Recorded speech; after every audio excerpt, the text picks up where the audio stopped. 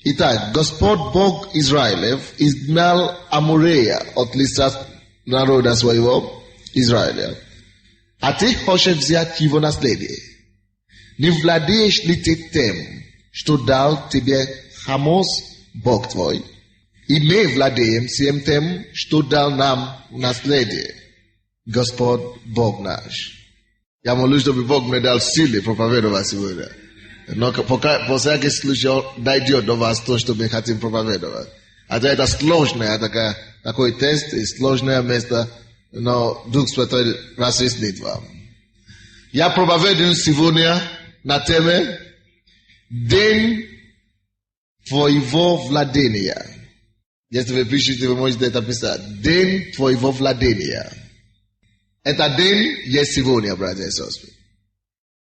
Вы еще не знаете, к чему мы идем, и что это значит, но очень нужно вам слово. Давайте посмотрим ситуацию здесь. Вы помните историю о том, что Господь избавил Израиля из Египта. Аминь. Бог делал невероятные чудеса и вывел концов своего народа из Египта. Бог освободил их, как Библия говорит, сильною рукою. Он делал чудеса и знамения, чтобы освободить их. А потом он проводил их через пустыню. Вы знаете, сколько времени? 40 лет. Это довольно долго, это довольно много, братья. Аминь. 40 лет. И там в протяжении 40 лет Бог также сотворил невероятные чудеса.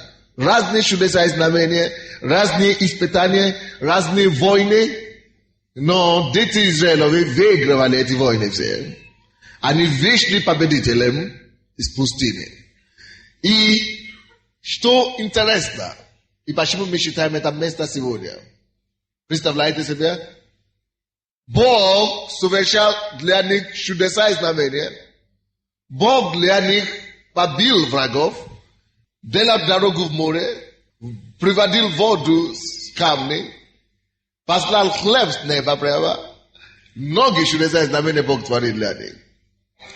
И когда пришло время для того, чтобы они владели то, что Бог обещал им, для чего Бог делал все эти чудеса и знамения для них, то есть землю обетованную, то есть когда уже пришло время, чтобы они получили эту землю, тут они встретили препятствия. И об этом мы видим, об этом мы считаем здесь. Давайте посмотрим 16 стиха по 17. Я еще объяснить вам. Они уже вышли с пустыни, так? Они теперь хотят просто пройти в землю обетованную. Там, где течет мед и молоко, там, где Бог обещал им, так? Они уже выиграли все войны. И тут соседи, которые окружали эту землю, не дали им пройти. То есть тут появилась огромнейшая тяжесть и препятствие. 16 стиха. Ибо, когда шли из Египта, Израиль вошел в пустыню, так? Вы уже это слышали? Черному морю. И пришел Кадес. Оттуда послал Израиль послов к царю, 17 стих, Едомскому, сказать: позволь мне пройти землю твоей. Но царь Едомский не послушал. И к царю Моавинскому он посылал. Но и тот не согласился.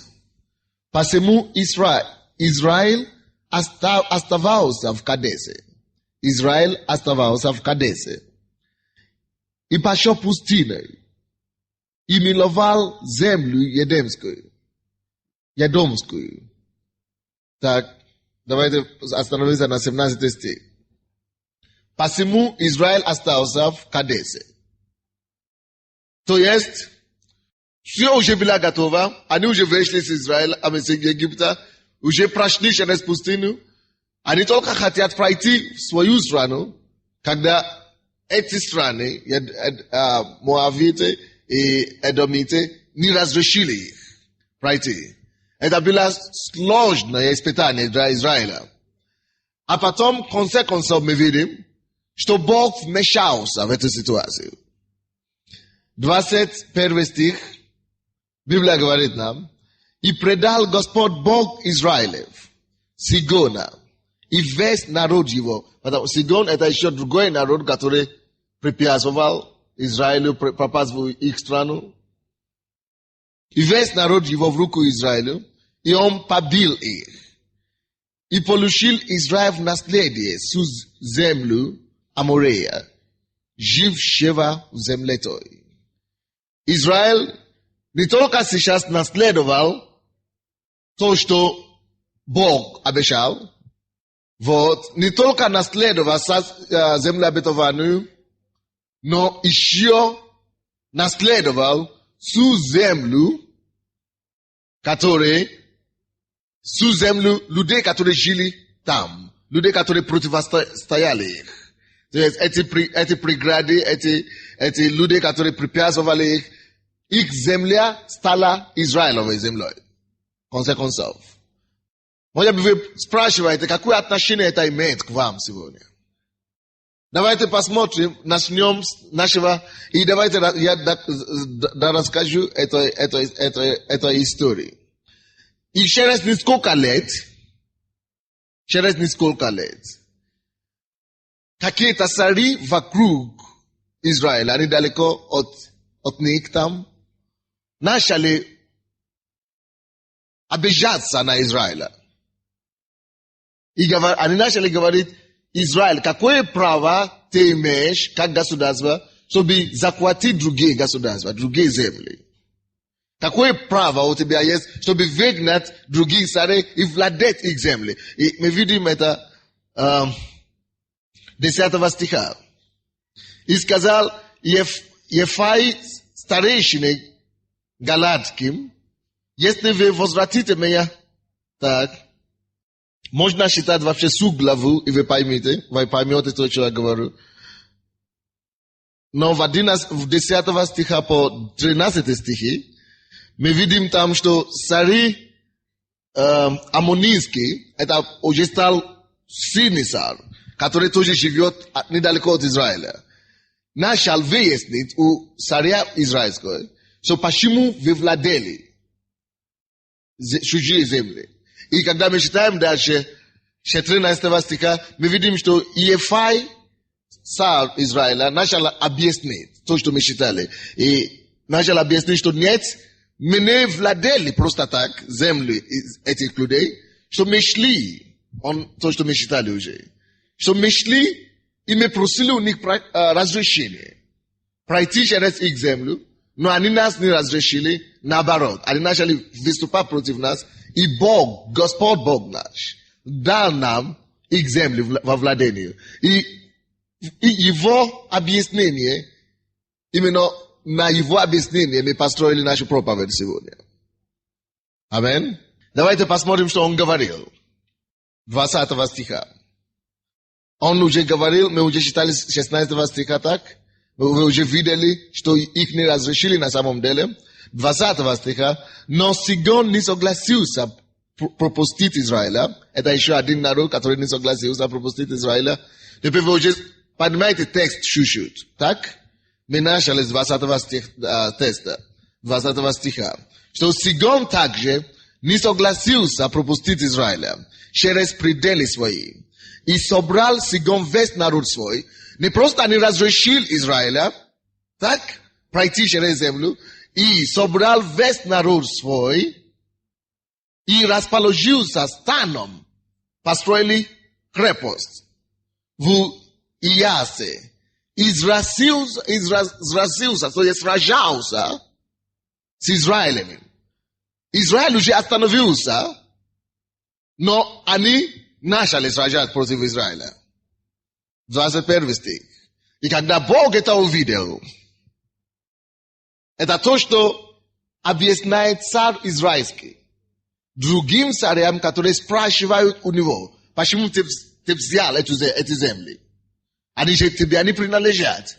А он говорит, мы не завоевали земли, мы хотели пройти, но нам не разрешили. Так?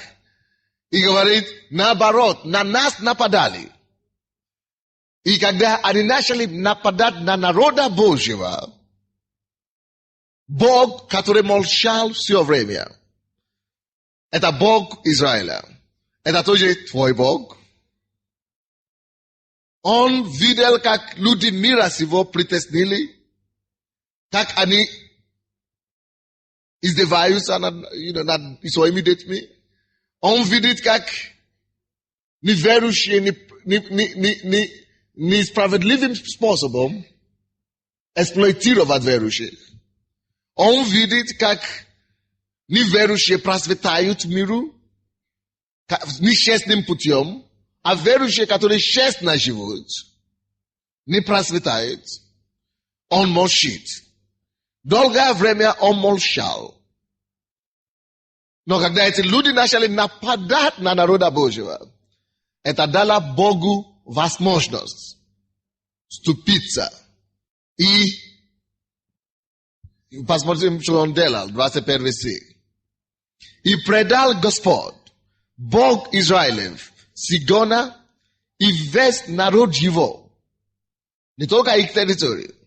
Сигона и весь народ его в руки Израилю.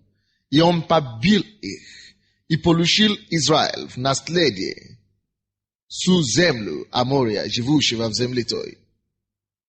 И получили они наследие все пределы Амория, от Арнона до Явока и от пустыни до Иордана. Итак, Господь Бог Израилев изгнал Аморея от лица народа своего Израиля, а ты хочешь взять его наследие? Он спрашивает у тех людей, которые задают вопрос Израилю. Это царь израильский отвечает. 20 стих, 24 стих. Обращает особое внимание на 24 стих. Он спрашивает, царь израильский спрашивает. Я знаю, что для вас пока что скажется скучный такой проповедь. Но следуйте за мной. 24 стих. Он отвечает. Не владеешь ли ты тем, он спрашивает у другого царя, который ему задает вопрос, что зачем ты владел чужие земли? Он говорит, я не владею чужие земли. Они сражали против нас, нападали на нас, и Бог предал эту землю нам. И он спрашивает, а ты, если бы ты был на нашем месте? 24 стих. Не владеешь ли ты тем, что тебе Хамос, Бог твой, если дал тебе, если Бог твой, Хамос, дал тебе что-то, ты не получил бы его или нет? Получил ты бы его или нет? То, что Бог твой тебе дает, ты получаешь или не получаешь? Вот царь израильский задает этому царю другому, что почему ты нападаешь на меня? Наш Бог дал нам эту землю. Если твой Бог бы дал тебе что-нибудь, разве ты откажешься получить от него? И дальше мы читаем. Имей тоже владеем всем тем, что дал нам наследие Господь Бог наш. Если ты не отказываешься от того, что Бог твой дает тебе, имей также владеем все тем, что Бог нам дает нам. Теперь давайте вернемся к названию проповеди. Я проповедую на тему День твоего владения. Аллилуйя! Аллилуйя! Братья и сестры, я хочу вам сказать сегодня, что не зря Бог тебя вывел из Египта. Алло? Библия говорит, когда Бог вывел своего народа из Египта, сильной рукой, что Он не вывел их pustými rukami. On wywol ich zabytowaniem. Когда Бог призывает человека, всякий раз, когда Бог призывает человека, Он не призывает никого просто так. Бог не призвал тебя для страдания. Бог всегда призывает либо народа, либо личности. Бог всегда призывает с обетованием. Когда Бог призвал Авраама, Он дал ему слово. Он дал ему обещание, обетование, что я размножу тебя, и что твое семя, твои дети завладеют всей землей. И поэтому еврейский народ сейчас самый умный во всем мире. Да, потому что Бог дал это обетование Аврааму, их предку. Аминь.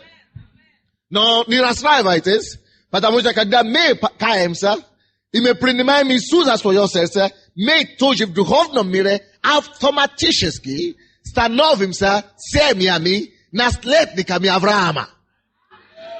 Так что все, к чему способен еврей, любой еврей, ты можешь делать лучше во Христе Иисусе. Аминь.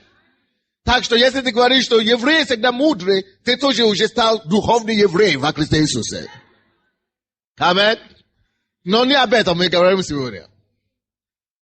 И когда Бог нашел Израиля в Египте, Он вывел его, сотворив при этом множество чудеса и знамения. И Он сказал, Он тоже дал им обещание, обетование. Какое обетование Он дал им? Я вывожу вас, чтобы наследить землю, которую я обещал твоим предкам. Вывел вас, чтобы вы наследовали ананскую землю обетования, там, где течет молоко и мед. Братья и сестры, если вы уже покаялись и приняли Иисуса Христа своим Господом и Спасителем, то вы должны знать, что вы также призваны Богом. Братья и сестры, смотрите на меня. И нашел тебя таким же образом, как Он нашел Авраама. И украинец, Бог смотрел с неба, видел 50 миллионов украинцев и решил из 50 миллионов тебя выбрать, может быть, свою семью еще. Так что ты важный персонал в плане Божьем. При этом, может быть, Он нашел тебя в уходе алкоголя. Или Он нашел тебя в безобразии наркомании. Или Он нашел тебя в моральном распутье. Но все равно в этом моральном распутье, все равно в этом алкогольной зависимости или любой зависимости, которая у тебя есть, Бог решил предпочитать тебя выше и лучше, чем твои соотечественников.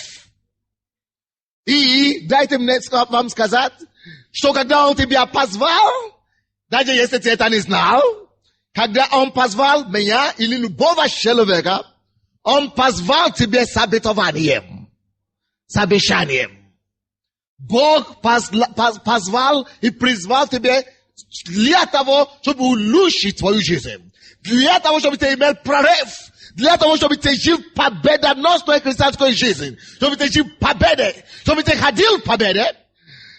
И чтобы твоя жизнь была лучше. И намного лучше, чем та жизнь, которую ты жил до прихода к Богу. Бог тебя призвал с обетованием. Поэтому Иисус говорит, Он не вор. Это вор приходит в жизнь людей, и все становится меньше и меньше и меньше.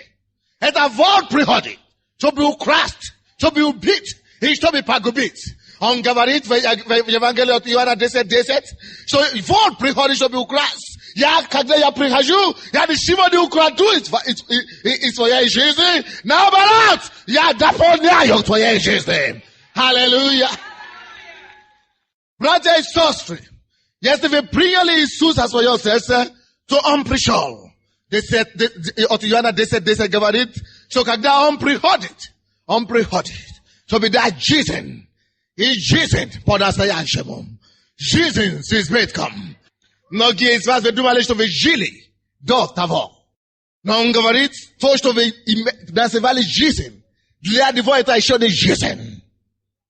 Это ерунда, это лишь сухое существование. Ты только существовал, ходил на работу и спал, и кушал, и все. Проснулся утром, опять покушал, один на работу, потрудился, пришел, опять упал, спал. Ну, разве тебе не скучно так жить? Это не жизнь, это существование. Поэтому Бог говорит, когда я прихожу, Он приходит с обетованием. Я прихожу, чтобы ты имел жизнь. Жизнь, которая не приходит ниоткуда большего. Жизнь, которая не находится в миру самом. Жизнь, которая больше, чем жизнь багажа. Жизнь, которая больше, чем жизнь любого человека, который наслаждается миром самим. Жизнь, которая не зависит от того, что ты имеешь, или от того, что тебя нет. Жизнь, которая исходит от Отца, от жизни Божьей Зоя. Жизнь Бога. Он хочет тебе дать. Поэтому он говорит, я пришел, чтобы дать вам жизнь, и жизнь с избытком. Братья и сестры, поймите сегодняшнего дня, что Бог это не вор, что Иисус это не грабитель. Это не Он приходит, чтобы обнищать вас. Это не Он приходит, чтобы вам стало еще хуже. Когда Иисус приходит в твою жизнь, ты должен испытывать изобилие. Ты должен испытывать изобилие. Ты должен испытывать полноту. Да, будут пустыни. Слава Богу за пустыни. Так что, давайте вернемся к тексту Израилю. Бог нашел их в Египте. Таким образом, как Он нашел тебя в твоем Египте. О, мой Египет отличается от твоего Египта. В моем Египте я гулял по дискотекам. Ходил и гулял по женщинам. Но в твоей Египте, может быть, ты даже не грешил, может быть, ты даже не курил, может быть, ты даже не пил, может быть, ты просто был хорошим человеком. Но без Христа. Неважно, у нас были разные Египты. Аминь. Но Египет это всегда место угнетения. Египет это всегда место рабства. Какой бы ты ни был до твоего прихода к Христу, ты был в рабстве. Ты был рабом. И дьявол издевался над тобой, как он хочет. Он бил тебя. Он связал тебя. И он просто издевался над тобой с утра до вечера. Поэтому ты не мог жить. Поэтому ты лишь существовал. Но когда Бог приходит, Он выводит тебя из этого ужаса. Он выводит тебя из этого угнетения. И Он делает дьявола беспомощным. Абсолютно. В твоей жизни. И когда Он это делает, Он говорит, следуй за мною.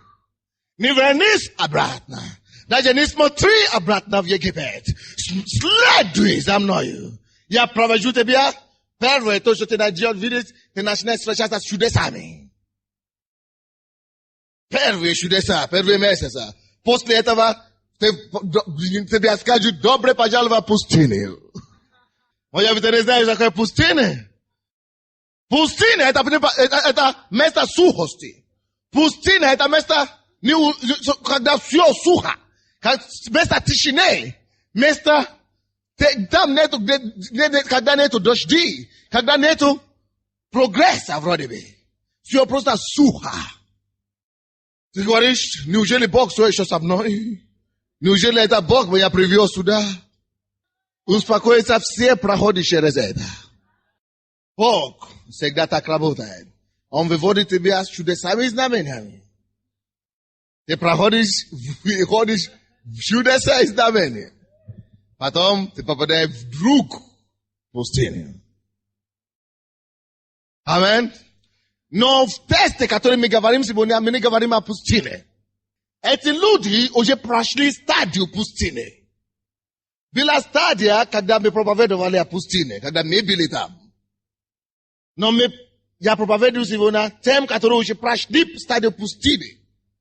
Да, пустыня будет появляться постоянно в своей жизни. Но есть особые пустыни, о которых мы говорим после покаяния. Вот, многие из вас уже прошли эту пустыню. Когда вы начинаете задавать себе вопрос, не знаю, вроде бы там было даже лучше в Египте. Может быть, даже там я, наверное, вернусь туда. Вот. Это Египет, это пустыня, допустим, мы уже прошли. Здесь, я не знаю у вас, но здесь тест, который мы считаем. Израильский народ, посмотрите, пожалуйста, 16 стих, уже прошел даже через пустыню. Ибо, когда шли из Египта, Израиль, пошел в пустыню, Черному морю, и пришел в Кадес, уже прошли в пустыню, да, так дальше мы можем считать. И уже вот-вот, образно возьмем. Хорошо. Скажем, это обетование. Смотрите, да. Скажем, это есть обетование. Они прошли из Египта, из небытия вообще. Оттуда, из Наля. Прошли через пустыню. И вот они уже видят перед собой землю обетованию. Скажем, это обетование, которое Бог дал. Скажем, это земля обетования, так? И им надо, они уже делали 40 шагов, скажем. Уже прошли 40 лет. И тут им даже не надо год, чтобы, не надо тратить год. Не надо даже месяцы тратить. Надо просто пройти, просто делать несколько шагов. И уже будет ихне. День твоего владения. Но, что случилось, братья и сестры? Они уже имеют землю обетования.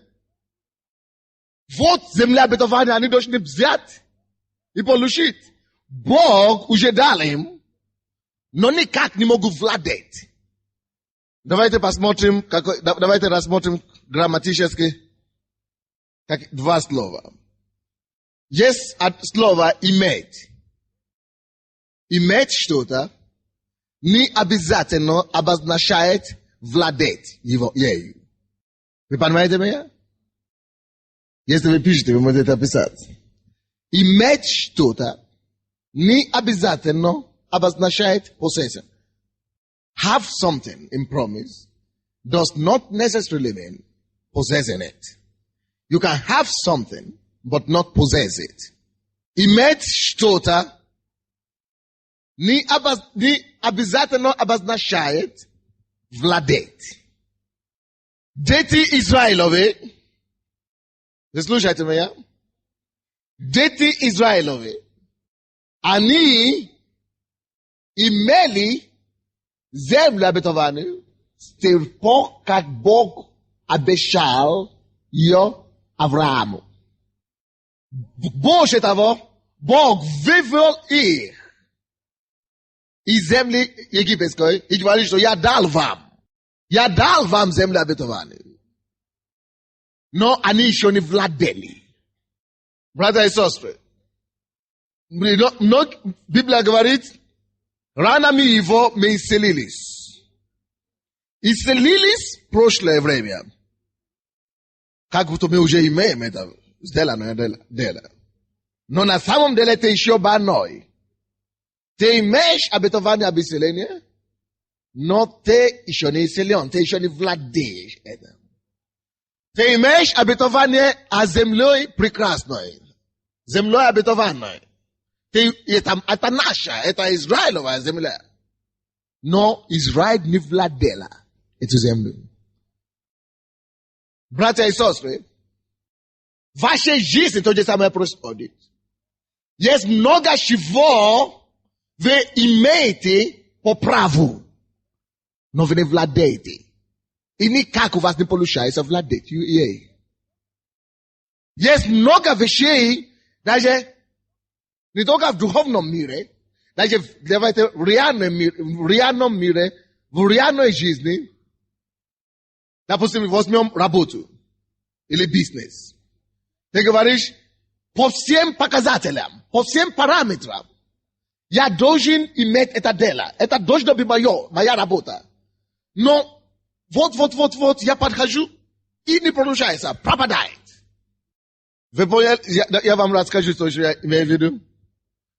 Здесь обетование. То, что тебе принадлежит по праву. То, на что ты имеешь право. Аминь. Вот. И ты сейчас уже владеешь. Но ты владеешь пустоту. Коробка. Смотрите внимательно на то, что я говорю. Это не просто шутка. Иди сюда дальше. Я хочу, чтобы вы поняли то, что я имею в виду. Ты говоришь, я вижу. Это должно быть мое. Но срыв.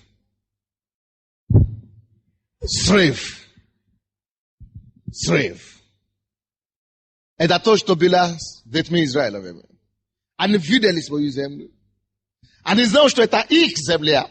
Понимаете? Они уже прошли через пустыню. Они вот должны просто владеть землю. И стоп. Беспомощны. Просто. Они остались просто в Кадесе. Просто там сидели. Ну что нам делать? Вот наша земля. Мы 40 лет шли к этой земле. И мы вот уже пришли, мы не можем просто пройти туда. И они остановились. Бог мне сказал сегодня, что есть слишком много людей, и я молился, Господь, приведи всех их. Которые в этой церкви, не только в этой церкви, христианство сегодня, имеют Божье благословение и Божье обетование. Бог дает им какое-то благословение. Бог дает им какой-то прорыв. Бог дает им какую-то победу. Но как только что они подходят к этому обетованию, получается срыв. Срыв и все. Они, допустим, бизнесмен, заключают контракт. И что по всем показателям этот контракт должен получиться. Или этот договор должен, эта сделка должна получиться. Вот я уже подписал, моя сторона подписала, эта сторона подписала, все по всем показателям должно получиться. И сюда, все пропало дело. Сделка пропала. Что это такое? Я не знаю. Опять мы начнем молиться. О, Господи, пошли другую сделку. О, Господи, пошли другую сделку. А потом другая сделка подходит. Господь, вот это получится сейчас. Вот все обещал, что это получится. И в конце дела, бакс не получилось. Или женщина возьмите, которая ожидает ребенка. И, слава Богу, забеременела. Или как? Забеременела.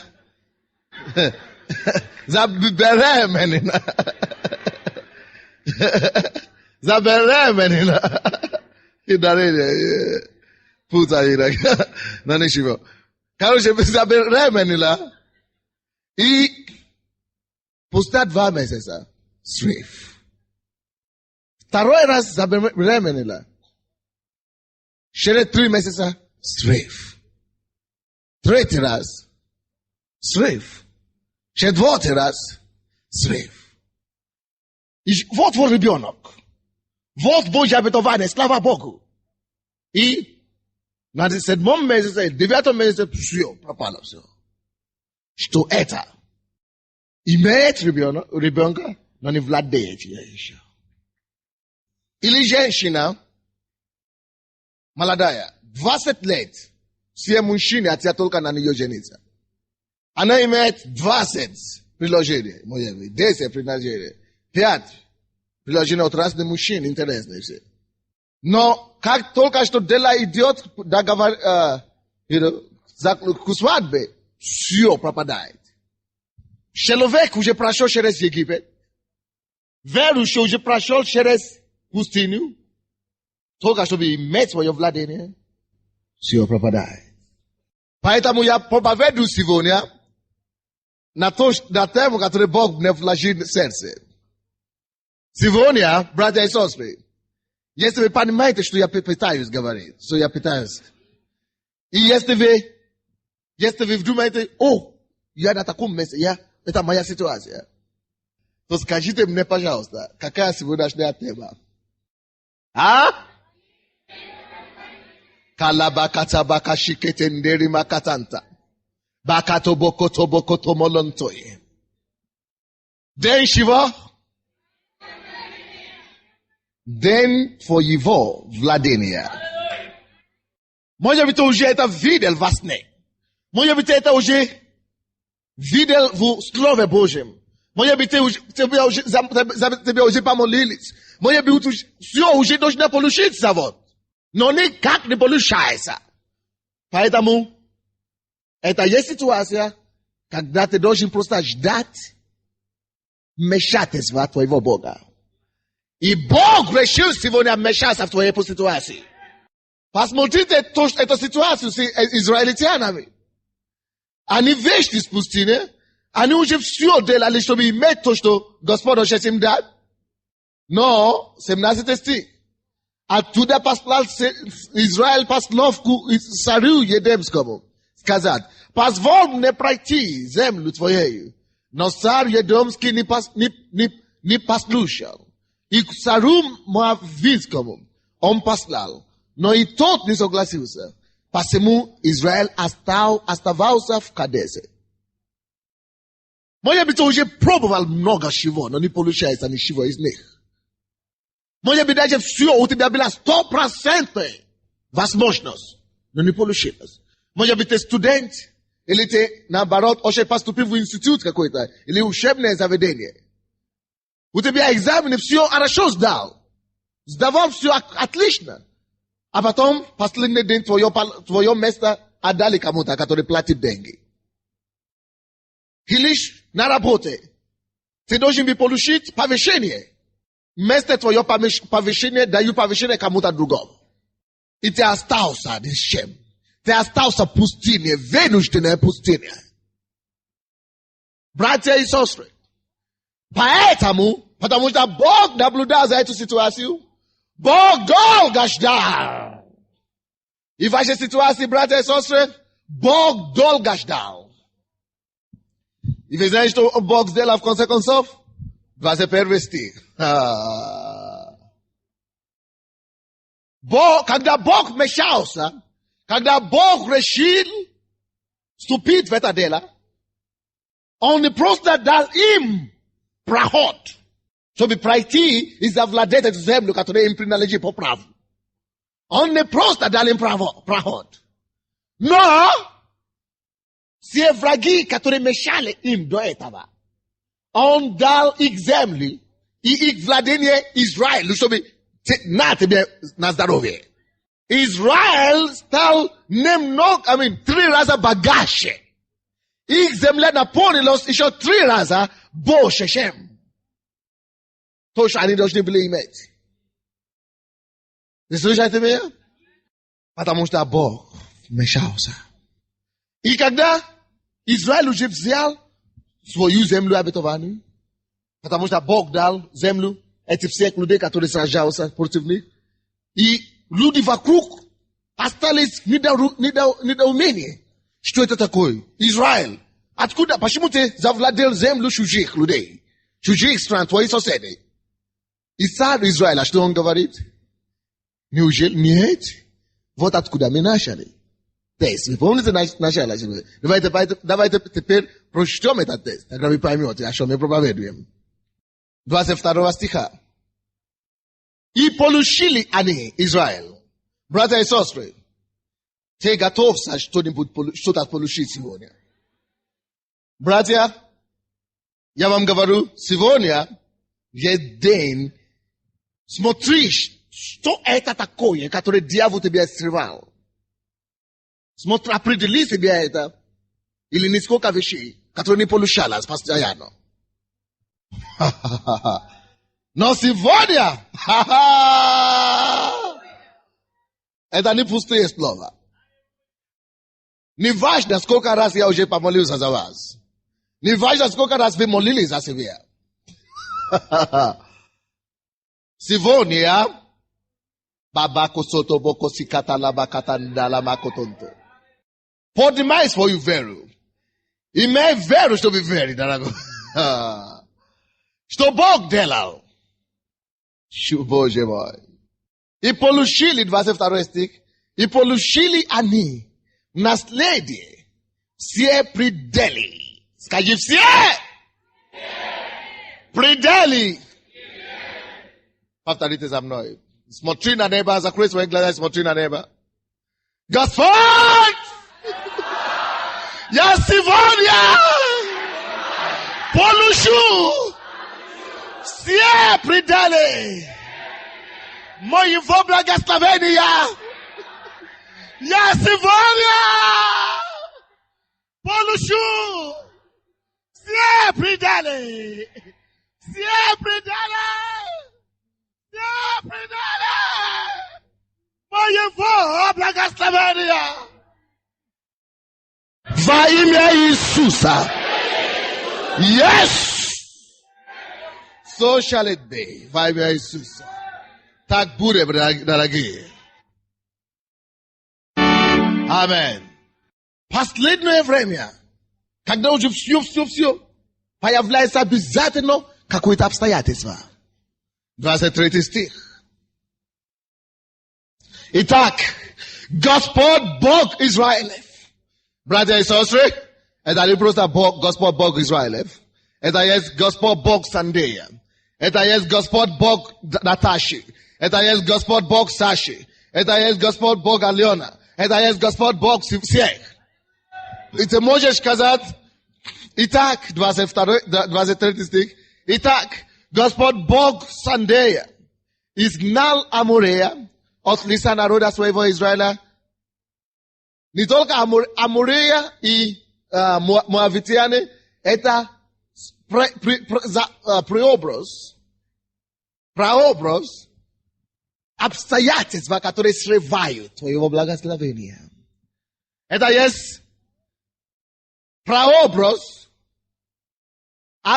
ситуации или людей, или силы, которые срывают твоего благословения.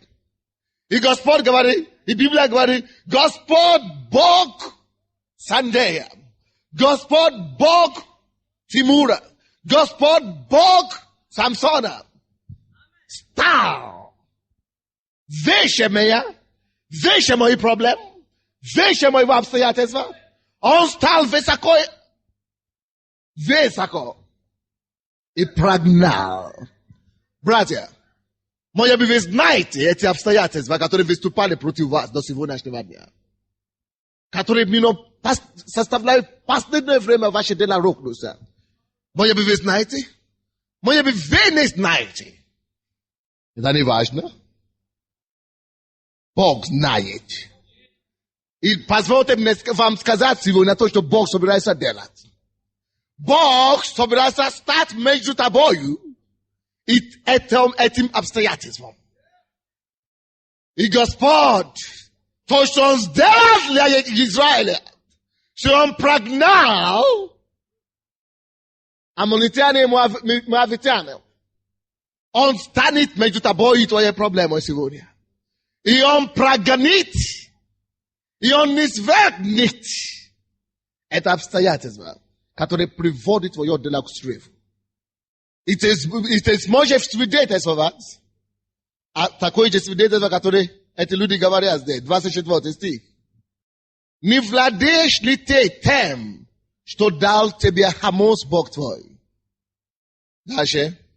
И мы владеем всем тем. И мы владеем, 24 стих. И мы владеем всем тем. Подчеркните всем тем. Всем тем, что дал нам наследие Господь Бог наш. Я сказал вам, то Бог тебя призвал с обетованием. Какой бы ты ни был, не важно какой ты, не важно какие положения твои, Бог все равно тебя призвал с обетованием. И в этих обетованиях je tvoje nasledje. И здесь он говорит, здесь израильский царь говорит, мы владеем всем тем, что дал нам наследие, Господь, Бог наш. Мы владеем. Я надеюсь, что вы еще не забыли значение владеть. Я могу иметь, допустим, братья и сестры, я имею дома, хотя бы, я не знаю, $20 точно есть дома. Допустим, я имею дома $20. В банке у меня есть больше $20 в банке. Но я не владею. Я владею сейчас только $5 и несколько купонов. Вот, я владеть. Вы понимаете меня? Ты можешь иметь дом, и тогда, но не владеть, если у тебя нет документов. Нет. Вот, теперь я держу их. Вот, я владею. Не просто имеем то, что Бог обещал нам. Не просто имеем, но владеем. Не просто имеем обетование Божие о том, что мы будем иметь дети, о том, что мы будем иметь процветание, о том, что мы будем иметь победу, личную жизнь и так далее. Но мы хотим это владеть. Я буду молиться за нас сегодня. День твоего владения. День твоего владения. И ты сможешь смотреть на своих врагов и сказать им, мы владеем всем тем, что Господь Бог наш дает нам в наследие. Мы владеем тем. Братья и сестры, небо будет опуститься сегодня. Братья и сестры, Бог разбьет узы сегодня.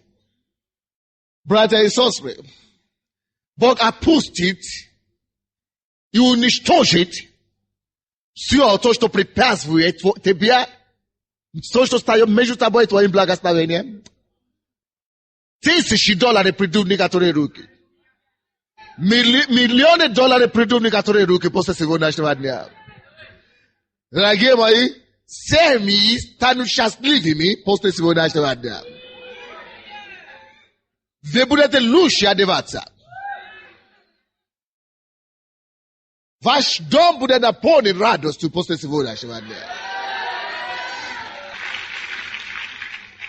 Потому дьявол, может быть не дьявол, вы знаете, я однажды проповедовал на тему бесплодия праведника. И я тогда говорил, что когда дождь или огонь или что-нибудь, когда обстоятельства или транспорт мешает вам прийти в церковь, именно тогда вы должны рвануться туда. Вы должны... Аминь.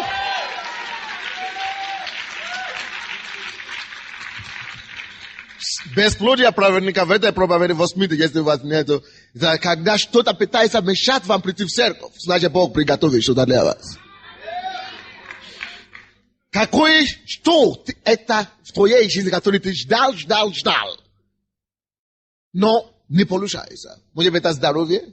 Я ехал сегодня в транспорте, и Бог мне показал, многие люди будут исцелены, но это так, это не основное. Основное, в том, что судьбы меняются сегодня. Маката Баба, станьте и призывайте Господа во имя Иисуса. Господь, я буду иметь все свои продания. О, я буду иметь, Господь. Я простираю свою руку. Я получаю. Молись. Расскажи Богу. Эти вещи, которые дьявол сорвал. Расскажи Богу. И проси Бога, Господь, вмешайся. Бог, я объявляю вам сегодня во имя Иисуса. Именем Иисуса. Я объявляю и я заявляю. Чтобы это не было за преграды вашему здоровью, вашему счастью, вашей радости, вашему успеху, что Господь предал их в ваши руки сегодня. Во имя Иисуса Христа. Предал ваши руки. И поймите, братья и сестры, послушайте. Я уже говорил, и я говорю еще раз, заявляю, что всякое, что восстает против вас, под вашими ногами. Хотя, возьми эти преграды в вашей жизни. Вы знаете, Израиль не только побил просто так, эти, моавитяне, сигоны и так далее, он разорвал их в кусочку.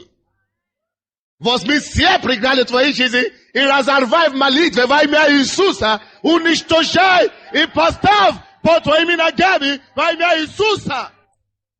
И провозглашай поражение дьявола, провозглашай поражение врага твоей жизни. Во имя Иисуса. Понимаете, сейчас от Господа я буду молиться за вас.